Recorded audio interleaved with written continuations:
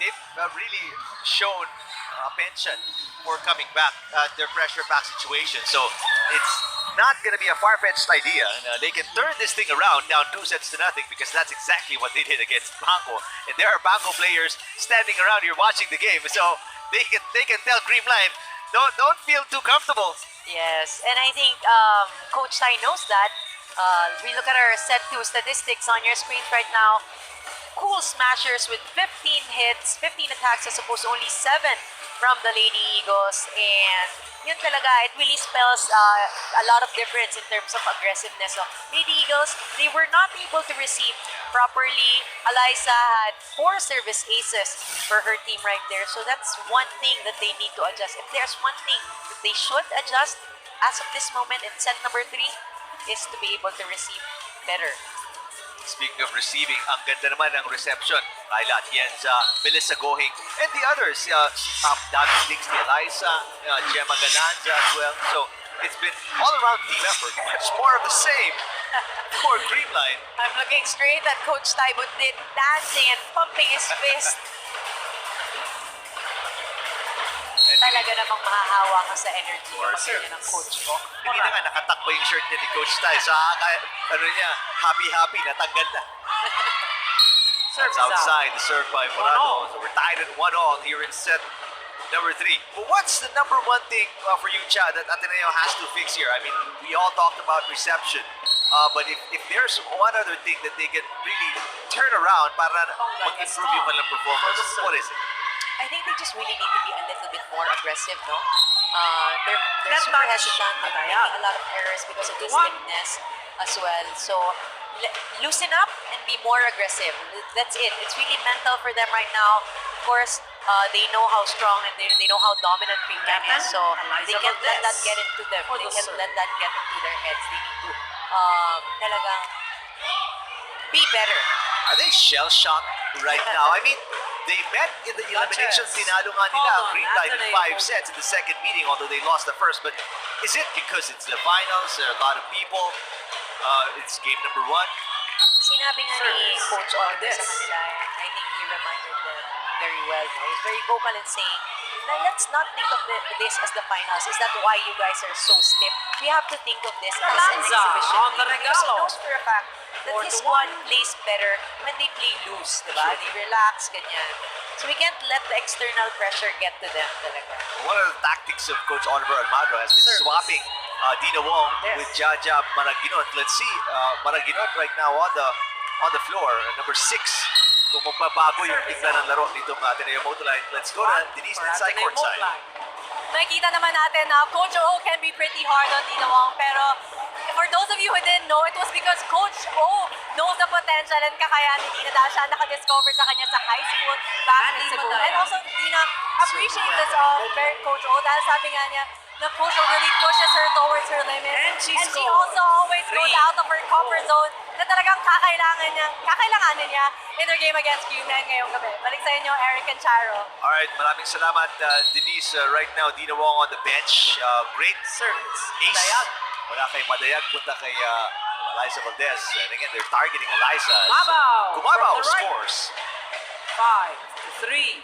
Ang mga runs ng Ateneo Motolite, very short-lived siya, no? Yes, they haven't had a 3-0 run yet. It's always, I think the maximum that they had was 2 coming from a counter-attack and a service race. But that's the most that they have done in this game. We would want to see a longer run from them because, of course, we would want this game to be extended to a 4th set, especially for the Ateneo Motolite Lady Eagles fans. Tingnan natin kung may maitutulong si Jaja Maraginot sa game na to. They came out full force. Itong fans ng Ateneo Motolite. Finally, Tolentino with a spark there para sa Ateneo Motolite. It's the Jaja Maraginot Tolentino connection. They have done this time and time again. Also in set number 4 of the Bangko Perlas game last Sunday. At talaga namang kitang-kita natin na nalilito ang clocks when Jaja's there to set it. Coming off a 20-point performance, Kat Tolentino serving. 1-point game, but again, their errors, di nila maayos-ayos, siya, itong Ateneo Motolite. Yes, again, they just really need to probably take more time, take time in serving, and sinabi nga ni Coach, take time in receiving, no? But wag tayong magmadali. It should be their own pace, hindi dapat sila mag-adjust sa pace na ginagawa ni Creamline. Dapat it should be them controlling their own game. Good block by Sato. Ball is in. Basang-basa yung pag-akyat ng 7-4. bola. And that attempt by Maragino to tip it. And Ateneo had a chance to tie it. But now, it's a 3-point lead. Ganun kabilis, ano? Isang-isa mata lang. Tingnan mo, lamang na ang Creamline dito ng tatlo. Yes, Ateneo Motolite should really think about going back to basics, no? Fundamentals. Receive, set, combination play, set to the pin, covered. Because that's exactly what's been missing. Hindi tayo pwede maging complicated right now. Kasi yung mga simple things like Combination play, coverages, Galanza. hindi pa nila ma-execute well. First From technical 4-5, timeout. it's 8-4 in Creamline. favor of Four, Creamline. Ateneo As we take Motolite. our first technical timeout here in set number 3.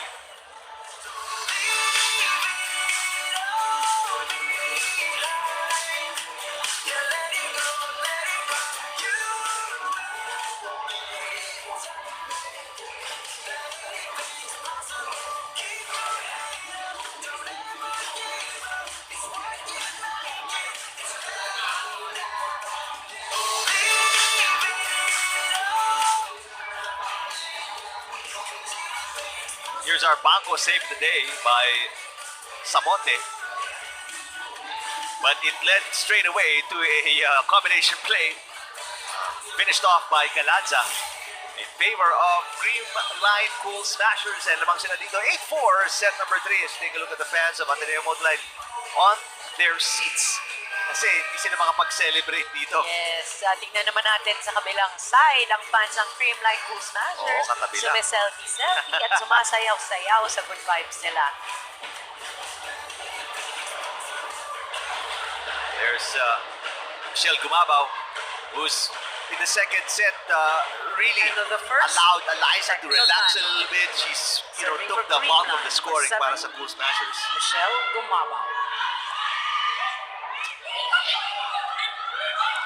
Tolentino outside. Ball is out. 9-4. Nothing going right Yes, for Ateneo another Motolite. unfortunate error for Ateneo right now.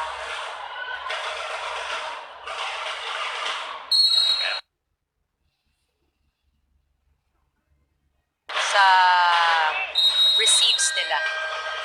And just 2 points from the first technical timeout. Susunod na timeout dito.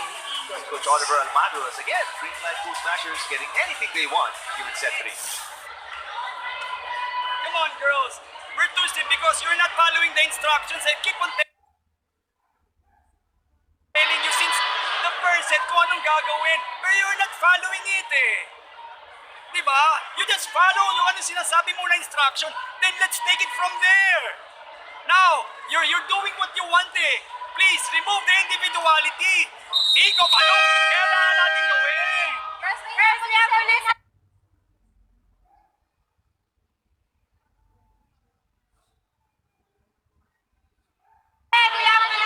We're not listening, we're not doing it eh. No specific instruction anymore. He said it all since the first set, Coach Oliver Almagro, and that trust in the system you can't see right now. Yung binanggit sa atin ni Canto Lentino kanina, it's non-existent for Ateneo For the Motolite score, in the last 2.5 sets. Yes, and those are the things that really helped them a lot in their previous game against Banco Berlas, no? They listened to their coach, they believed in each other, they were able to execute a lot of the plays that they talked about during the timeout. Into the And block, of course, Mayor De De Leon Leon. saying now na, 5, makinig na tayo guys, tama na, stop na ang beating, let's play some volleyball. There she is, doing what she does best. Bea De Leon finally stopping that 5-point run ng Cool For Smashers. Ateneo Motolite. Jules Samonte, 5 serving 10, set 3. It's sort of do or die set for And she game number scores. 1 para sa Ateneo 6. Motolite, and they're used to these Serving 10. situations. Yes. Let's see if they bounce back. They get an ace, so a 2-point run para sa Lady Eagles right now. Jaja Mariginoat in the front line, Gia Morado also in the front line for Creamline Cool Smashers. Back row attack. Better reception, better dig para sa Ateneo Motolite. De He Leon. liked the effort Quick by attack. Sato, but that's going to be a point. 7, And that's a 3-point 10. run for Ateneo Motolite. They trimmed that 6-point deficit in half. And it's the first time that they actually had a 3-0 run in this match. Service. Samonte. Much better response to that timeout by Coach Oliver Almagro. Good block against Galanza. Oh, but Sato, again Wicked. at zero tempo, just catching 11-7. the Lady Eagles by surprise. Si Amorado smiling, knowing for a fact that she was the threat. That's because tinalunan niya yung set sa time na yun. But Jivar Omar sa sarap moment, always fighting si Sato. Paraginot. There's Gaston. Ay Atienza inangat. Oh, Valdez. Miscommunication between center and attacker as De Leon takes advantage and Ateneo continues their run.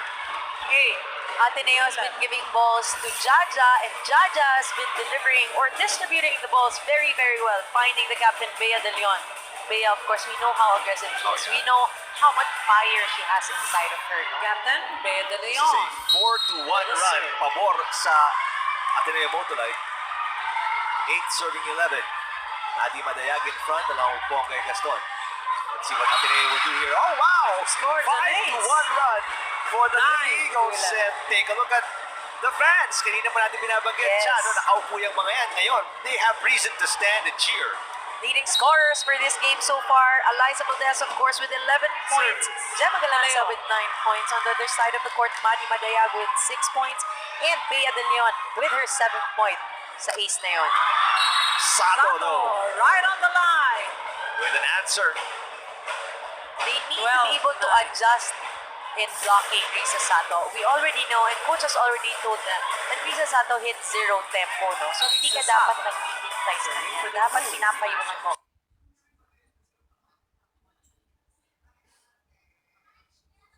Si Risa Sato. Right there. Was it too low, Cha?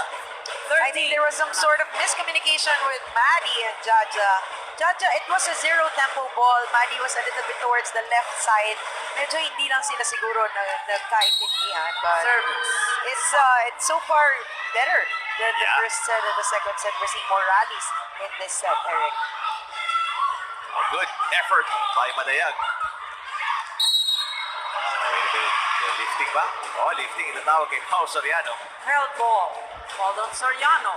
They're trying to contest that call also. Our first referee, Yul Benosa. Our second referee, Mary Joy D. It was 3-point game. Jaja Maragino. Serving for the Lady Eagles. Maraginot looking at Coach O for advice on kanino is serve. Soriano blocked with coverage by Gumabaw. Here comes Valdez. Maraginot finds Tolentino.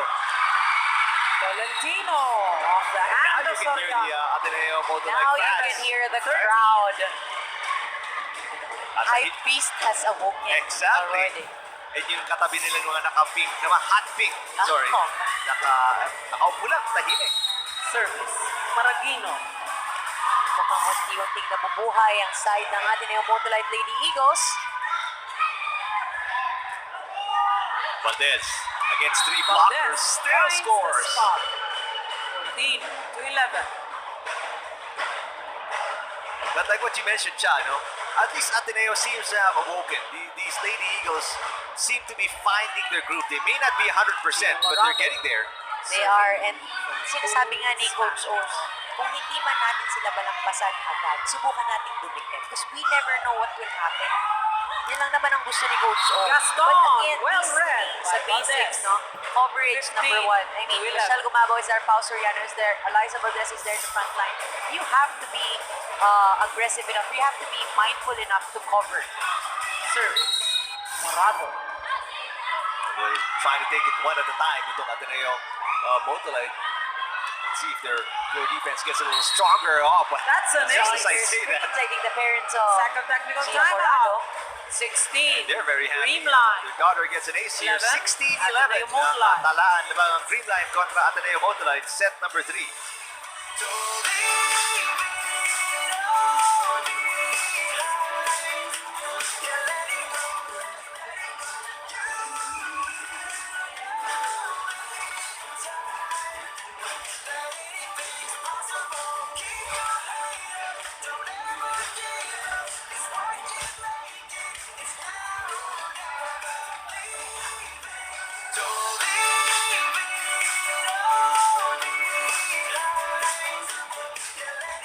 Wednesday ng gabi po.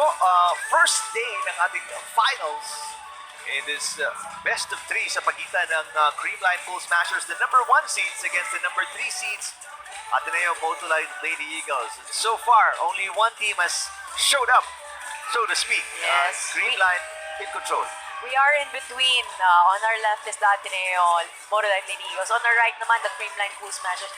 And I can really sense and feel the duality. Lalo na yung difference. Ateneo, very serious, a little bit stiff. And Creamline is like dancing to all the songs, smiling, hugging each other. And the second, Oh, si Risa technical Sato, time. yung sayaw dun sa September For ng Creamline. Fire Well, ni DJ Tronics. Gia Morado. Coming off an ace, serving again. Si Gia Morado. There's Tolentino. Yes. Valentino off the block.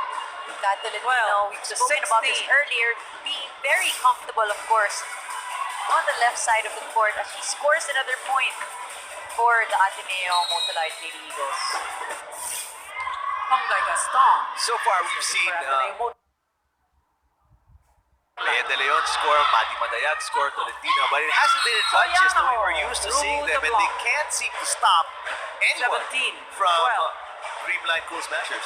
That's true. Also, we're missing the services as well of Bongkai and Jules. Oh. Di pa natin sila masyadong nararamdaman sa match na to. Service. It seems Captain like they're really Eliza having a Valdez. hard time setting up the balls here in set number 3. 15 for Ponga in the last game, 12 for Jules. As Low. again, Madayag. no connection between 18, Paraginon 12. and Madayag. Yes, that ball was a little low and a little fast for Madi. And now it's a 6-point lead para Valdez. sa Creamline, 18 serving 12. Let's remember, in set number 2, several aces on the serve of Eliza Valdez. That's an ace. Same serve, different Well. same result para sa Creamline as another timeout here, tatawag ni Coach Oliver Almagro. Ano nangyari? Time out. Lady Oh, Eagles. yun po pala eh. Yun yung gagawin nyo. Yung nagka-count kayo, tapos bandang dulo, bibitaw. Bakit nyo yung, yung count is hard, don't let up. Ano nangyari sa atin? Salita tayo ng salita, tapos bibitawan pa, magugulat pa. Alam nyo yung gagawin, biglang magugulat. Why? If you know what you're doing, then be specific. Alam nyo yun, tituloy nyo. It doesn't matter kung magkabungguan. What important is you have the initiative to get it. Just put it up. Okay, you're thinking to be perfect. I don't like to be perfect. Just try to be good first. You don't think to be perfect. Try to be good first. Well, Lady Eagles going back to basics now because that's how Yes. poorly they played here. Si Coach O is just telling them, you don't have to be perfect now, just good. He'll settle for just being good. You just really need to 7-point go back to the advantage. fundamentals, the Smashers. proper receive, Eliza Valdez, set, serving. and hit. Nothing spectacular. And just as they come off a timeout, they give a free ball to Creamline, and again, Gumabao on the Gumabao punishes combination. them for that mistake. 20, 12. This is Michelle Gumabao's game so far. Yep. Substitution. Ateneo Motolite. Lokina. 9 out. Cluvita 5. Gandler. Fluvio. Medyo na bubulag ako niyan. Hindi ko alam kung Service. mag-tweet ako or manonood Valdez. o ano, ha. Nakaka-excite. Hashtag PBL on ABS-CBN. Thank you sa mga nanonood ulit, hindi lang sa Pilipinas, but all over the globe. Maraming salamat sa sumusuporta sa PBL Open Conference. And Calvin here tweeting, the Morado-Soriano connection of Creamline is such a weapon for them. Sobrang ganda ng connection. Hashtag Get the PBL on date. ABS. Yes, we see that here 20. also. Mukhang hindi talaga nila ma-block si Pao Soriano. And of course, Roy here saying, let's go Ateneo. Watching all the way from San Carlos City, Negros Occidental. Hello, Roy. Hello sa inyong mga taga Negros Occidental. Madayag. Nanonood sila ng hampang. What is that? That's Gumabao game off the block. Okay. 21. in Ilonggo. 13. Okay, hampa. Well, so far, this game controlled by Creamline Cool Smashers, and I'm sure a lot of the fans ng Ateneo Motolite Awesome. here and watching on TV. For the Cool Smashers. Hoping for them to bounce back, maybe not in this set, but in game number 2. Free ball para sa Creamline. Sato again. Ato! Quick attack! Creamline looking to finish Ateneo 22, quickly here in 13. game number 1. Yes, the blockers of the Ateneo Motolite cannot really neutralize Misa Sato. As you see here on your screens, the Motolite rescue Service. dive of the day. Soriano. 22 serving 13. A good serve para kay Pao Soriano. Samonte. Oh, Sato. Too low. The rare Risa. mistakes from Sato in this 14, game. 22. Pero tingnan mo, kahit nag-error, nakasmile pa rin si Smile pa rin. Lisa, nakasmile pa rin si Gia. Sato has been near perfect for Creamline in this game number 1. For the serve. Meanwhile, substitution, magbabalik si Dina Wong for Jaja Makaginon. 3. Wong. Scott Tolentino getting ready to serve. They are 8 points down in set number 3. Do you think there is a possibility for them to actually win this set? They've shown us resilience so far in the semifinals. So I've learned. I covered them as you see Gumabo with there a with a well-placed floater. shot. I've covered them in the 23. semifinals, and I've learned my 14. lesson not to, sort of take them for granted. Pero right now, they have no answer to Creamline. Look at that big loop attack coming from Michelle Bumabao. She did not even almost jump. She just knew how to or where to place that ball, and you can see the Bangko save of the day there in your screens right now. Wow. Ateneo is really out of sorts here. Another free ball. One-handed set, medyo mababa, It's a net. but you can see Morado is 15, sort of experimenting 23. right now because of this huge advantage. Yes, I think Creamline has room in terms of trying to experiment what sort of plays they would want, how they will approach the game, and all these things. No? Medyo malayo ang kailangan habulin ng Ateneo right now. And that's outside. In that sense, Creamline to match point Creamline now in game at number 1. match point. Really cool smashers just blew away Lady Eagles in this first meeting in the finals. Serving Si Bea for the Leon talking match. to her teammates, reminding everybody that they still need a good run, especially if they want the momentum to start well in game number 2 on Saturday. Sato. And that's almost the game, almost. Let's see De Leon. Galanza from the back row. Here's Gandler.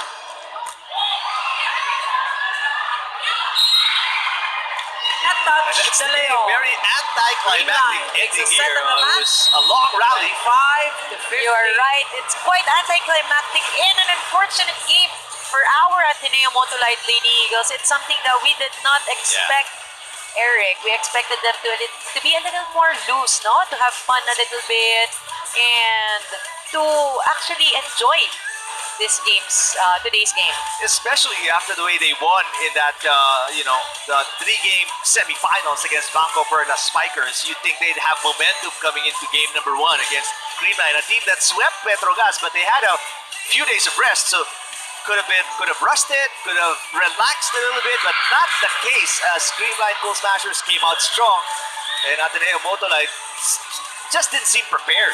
Yes, they had a lot of errors in that game. A lot of miscommunication also in terms of their sets and their attackers. Talagang hindi sila nakapag-adjust sa mga ginawang or ipinakita ng Creamline Cool Smashers today. There's the confirmation of the sweep by the Creamline Cool Smashers, the number 1 seeds, 25-17, 25-10, and 25-15 against the number 3 seeded Ateneo Motolite Lady Eagles.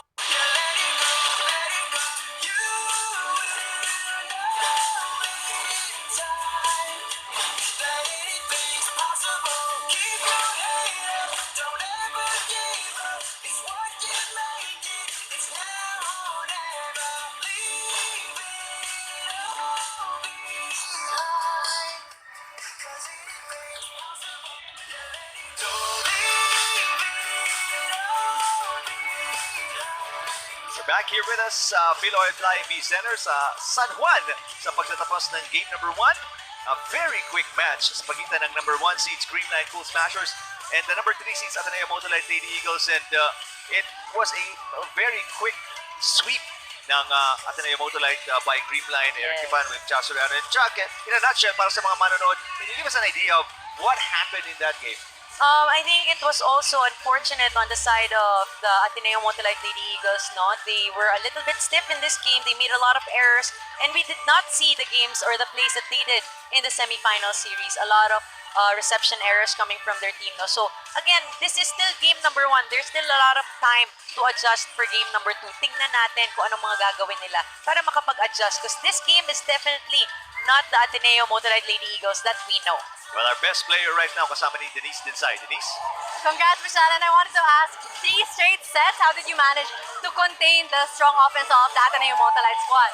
I think one of our advantages is we have Coach Tai. These girls he's trained with for how many years, Eliza and Gia, they know how they work inside the court, and that's what we practiced. Basically, what we did today was just play how we practice, and lumabas lahat. We concentrated on each area that we needed to work on and to perfect, and everything just fell into place today. And what can we expect from the Creamline Cool Smashers coming into your second game and hopefully the last sa Batangas? Of course, we want to end it in the second game, and we will just bring our best. We're gonna give it our best, give it our all. This is our last game, and we really hope to close it out strong for our team, for our management, for our team owners, and of course for Coach Tai. And then there's one thing we noticed, of course, every game talagang maraming sumusuporta sa Creamline Cool Smashers. So do you have a message for all your fans who come out here to support you in every game? Of course, to the Creamline management, Sir Jojo, Sir Alan, Sir Rolly, thank you so much for all their support. To all the Creamline fans, please watch our game and support us on Saturday in Batangas, 4 p.m. We'll see you there. Thank you so much, guys. Thank you so much, Rosanne. Congrats again to the Creamline Cool Smashers. Balik sa inyo, Eric and Charo. All right, thank you very much, Denise, and congratulations, Michelle Gumabaw and the rest of Creamline Cool Smashers for a very dominant win kontra sa Ateneo Motolite Lady Eagles. Like what you said, Charo.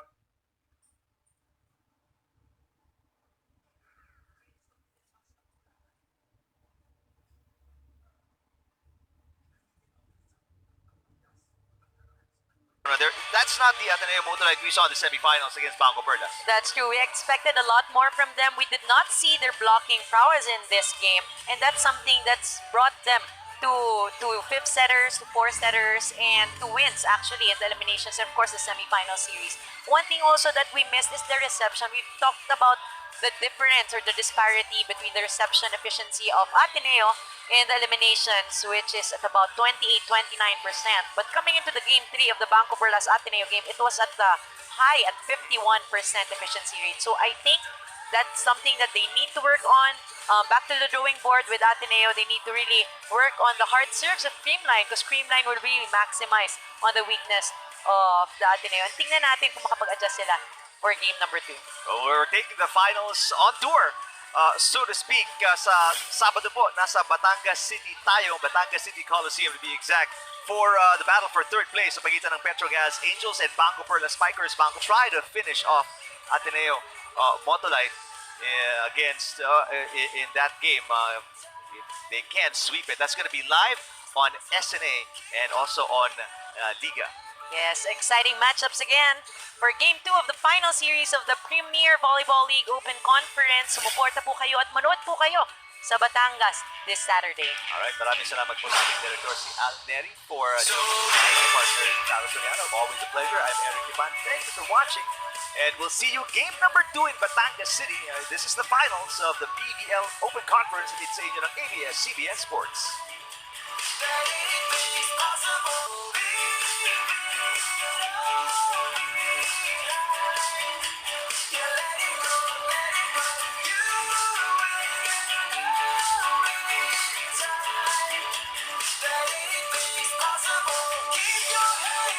Don't ever give up. It's what you make it.